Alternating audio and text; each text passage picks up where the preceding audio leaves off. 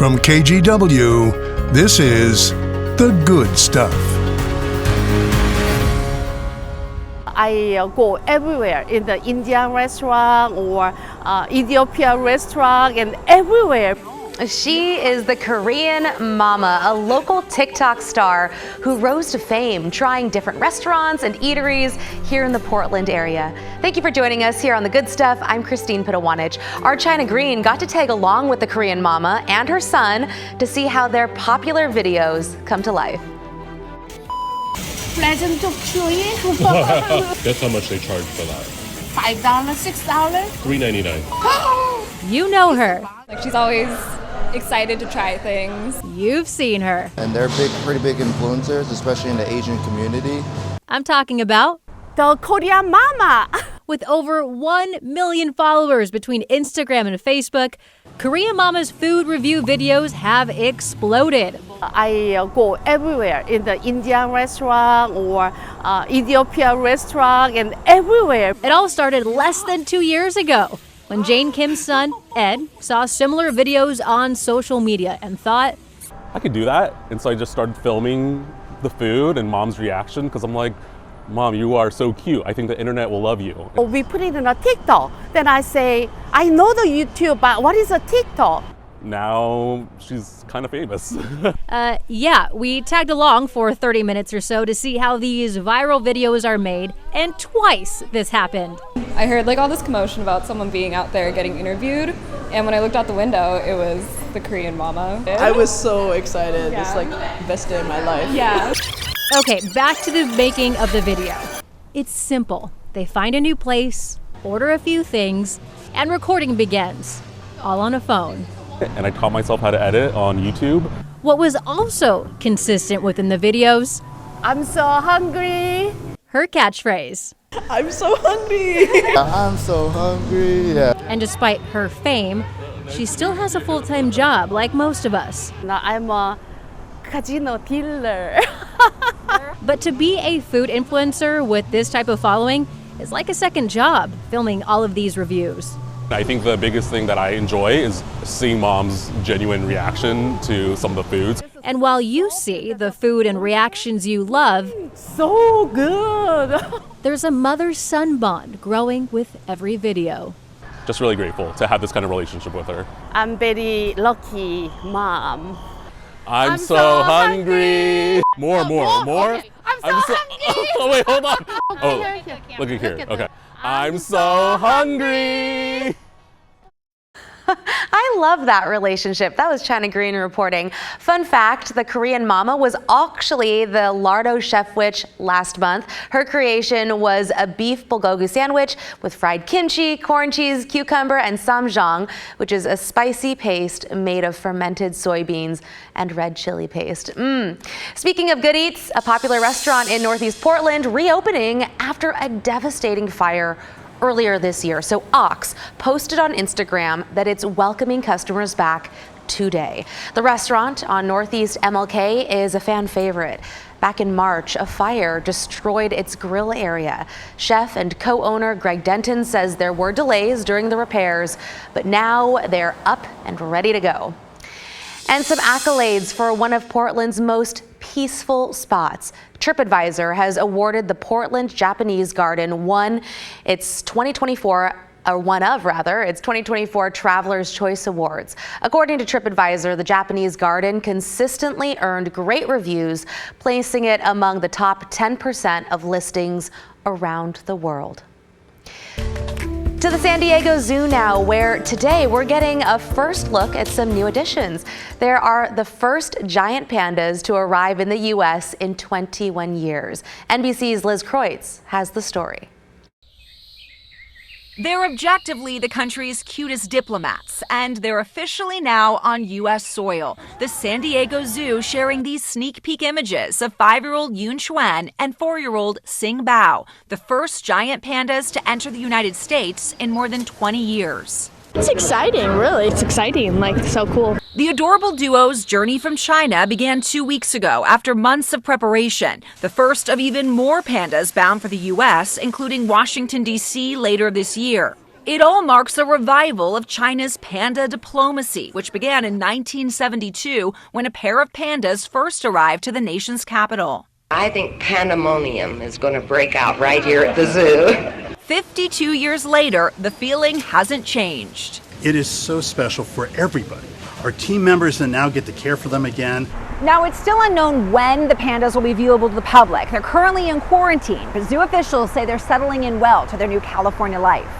The zoo, writing the girl Sing Bao, loves sunbathing and chowing down on her favorite food, bamboo, while the boy, Yun Xuan, has been spending his days climbing trees or rolling in the grass. It's wonderful that they want to bring them back so that everybody can see the pandas. I think this is what peace is.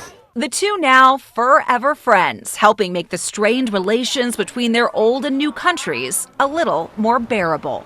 Liz Kreutz, NBC News. Who doesn't love pandas, right? Okay, back in our area at the Oregon Zoo, 25 Pacific lamprey are settling or maybe slithering into their new habitat. It turns out the fish are essentially the oldest residents at the zoo. Let's explain.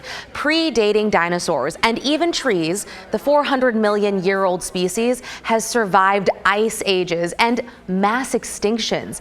Though now U.S. Fish and Wildlife considers them a species of concern, which means they may need a little conservation help. At the zoo, you can find them suctioned to the windows of their habitat with lots of sharp yellow teeth. A little creepy, but hey, they're pretty cool, right? Keeping on the animal train, 100 endangered northern leopard frogs will soon be back into the wild thanks to a recovery program at the Oregon Zoo. The northern leopard frog is native to the Northwest, but has been listed as endangered for the past 25 years. This spring, the frogs came to the zoo as tadpoles and were raised to adulthood. A group of 50 were already released earlier this year into Washington's Columbia National Wildlife Refuge. Speaking of amphibians, check out this huge toad. A homeowner caught it in Florida this week. It's called a cane toad, and the one she found was almost a foot long. The giant toxic toad is bigger than anything researchers in the area have seen. They're an invasive species and they don't have any natural predators, so the population can easily keep growing. Scientists in Florida say they're not sure how many of these big toads are hopping around. Each reproducing female toad could lay potentially 20 to 30,000 eggs each year, if not twice a year, if they're capable of building fat supplies, that kind of thing. So that can produce a lot of toads. Just incredibly how big it was. I mean, it's hard to find them that big. In my experience, I've caught two. That one filled the bottom of a Home Depot bucket, and the other one we caught in a live raccoon trap. They get very big if they don't get caught. One filled the bottom of a Home Depot bucket. Whoa. Local trappers, as you can imagine, say they are keeping busy.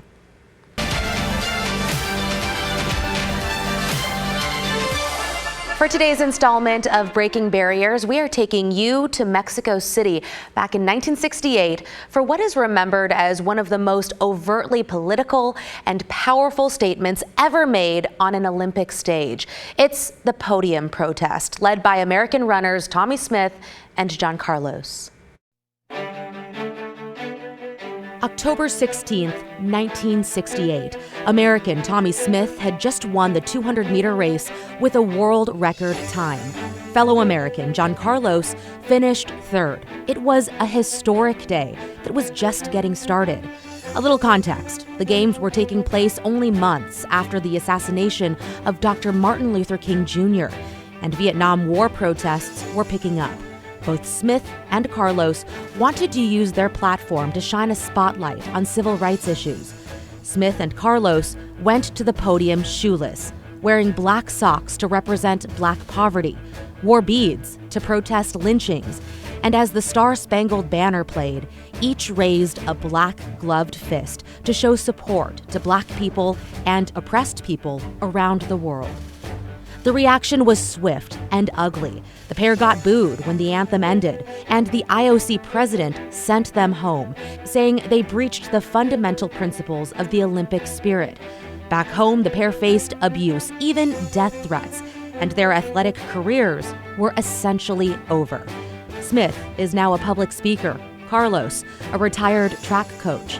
Now in their mid-70s, both remain committed to raising awareness about human rights issues and helping others break barriers. So you may have seen the third man on the podium. Australian Peter Norman wore a badge supporting Smith and Carlos, and when he returned home, he faced scrutiny. He never competed in an Olympics again. When he died in 2006, both Smith and Carlos were pallbearers in the funeral. Well, stick around. We have got more good stuff coming your way. Next, we are talking about a brand new segment here at KGW. It's a fun one. Our Sunrise anchors, China and Green, can't talk. Our Sunrise anchors, China and Drew, are trying to figure out what to do, and they want you to weigh in. What they got up to on their first adventure in Gresham. We'll be right back.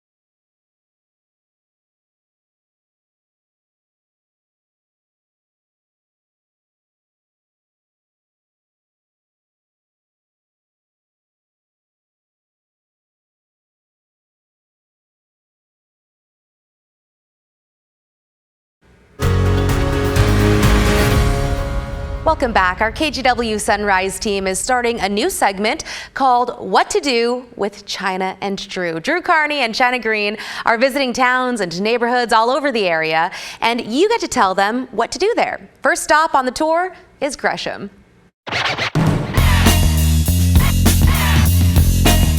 China and Drew! Hanging out at Main City Park. Does that need a take two? Maybe. So right across Powell Boulevard from Main City Park is downtown Gresham. What's first on the docket? A little place known as the Local Cow. Hello there! Hello! Welcome to the Local Cow. Can we get 3 of your most popular burgers? Absolutely. I've got the Wilson Hill, the Left Coast, and the Chupacabra. Well done. We switching? Yeah.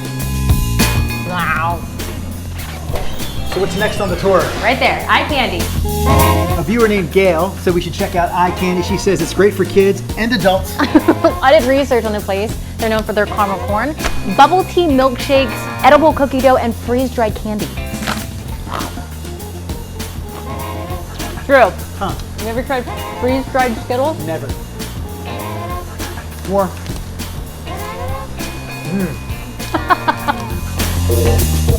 Are we taking any naps on this trip? Because I am kind of sleepy. Nope, don't have time to. We gotta go. Can't all be about food, so next stop is Off the Charts Games. And you will always find Ron and Lynn when you get there. Go. Okay. I won. Ah, jeez. It's your turn. I won. No. You won? Oh, okay, I get it. China's good at games. China's good at games. Next stop, I'm hungry again. I'm China. China Green, winning all the time. Final stop on our visit to Gresham is a restaurant called Bakari. Now, we had a viewer named Katie who said this is the best place to eat in Gresham. She says it's absolutely amazing. And then Lisa, the owner chef here, says, I would love to see Drew in China at Bakari. What do you got for us, Lisa? It's an Alaskan halibut fillet, and the halibut's finished with a dollop of fresh basil aioli. The good news is, China and I haven't had anything to eat all day, so we are starving. Cheers.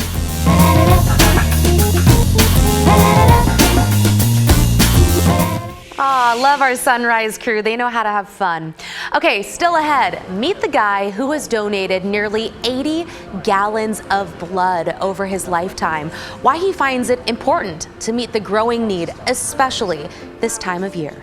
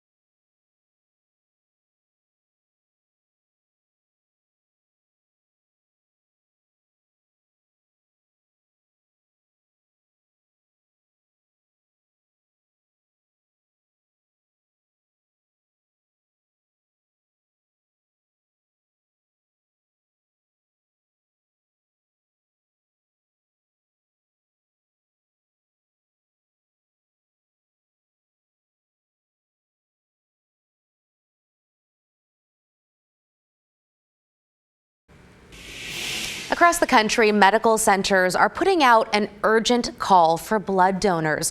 They say donations are at their lowest in the summer months, but the need is still high. One man in Minnesota was happy to step up over and over again. Throughout his life, he has donated nearly 80 gallons of blood. Alicia Lewis spoke with him. I just like doing it, and I know it's for a good cause. Tom Samler is no stranger when it comes to donating blood. I might do it every 3 weeks, and to me, it's worth it. For the past 50 years, this A-negative donor is nothing but positive. Tom has been rolling up his sleeves, donating 78 gallons of life-saving blood and counting. It takes 3 hours. So, you know, I've got the time.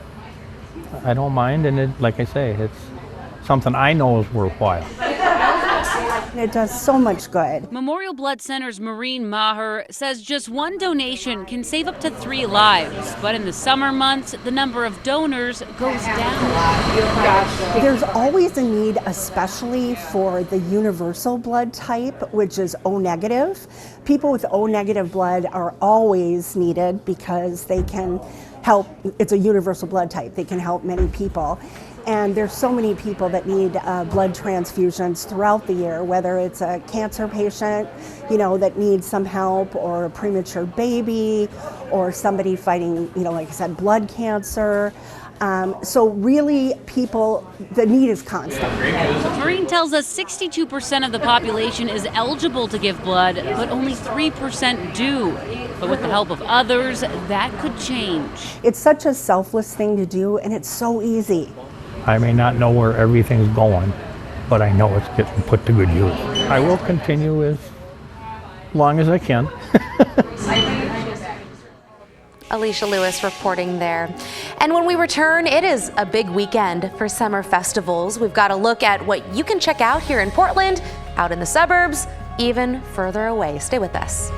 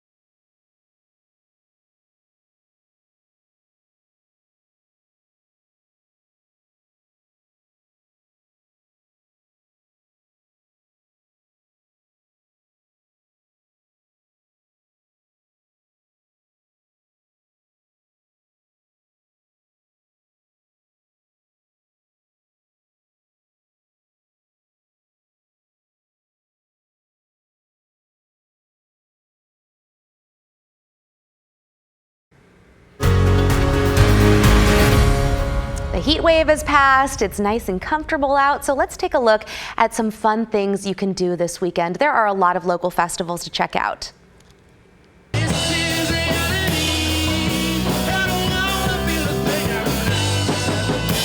Okay, liking the vibe. Milwaukee Porch Fest is returning for its 5th year. It is a free festival of performances on porches and driveways across Milwaukee. You can walk or bike around to check them out and also meet your neighbors while you're at it. To check out which bands are playing and where it'll all happen this weekend, you can go to MilwaukeePorchFest.com. And if you happen to miss it this weekend, no worries, they'll be out for the rest of the month. And the Mississippi Street Fair is back in North Portland on Saturday. It starts at 10 a.m. and it's free to get in. More than 100 local vendors and businesses along Mississippi will be open. There will also be a barbecue competition and 4 music stages. It's on North Mississippi between Fremont and Skidmore. In Lane County, the Oregon Country Fair starts Friday. The 3-day festival is in Veneta, Oregon, about 15 miles west of Eugene. It started back in 1969. You can expect art, crafts, entertainment, food, even camping. You can get tickets at OregonCountryFair.org. And for those of us who love the French culture, it is an important time of year. Bastille Day celebrates the beginning of the French Revolution. The Alliance Française of Portland is holding its 22nd annual Bastille Day Festival on Sunday. Performers will be out, a book sale will be happening, fencing demonstrations as well, and also they'll have a wine and beer garden. It's at Castaway in Northwest Portland. You can check out afportland.org for details. For more weekend inspiration, check out the 8 Things to Do article up each week on KGW.com. That's all the time we have here on The Good Stuff. As always, love having you here. Before we go, here's a beautiful shot over Portland from our Wells Fargo Skycam. Gorgeous evening out there. We'll see you right back here at 7 o'clock for The Good Stuff tomorrow. For now, have a great night.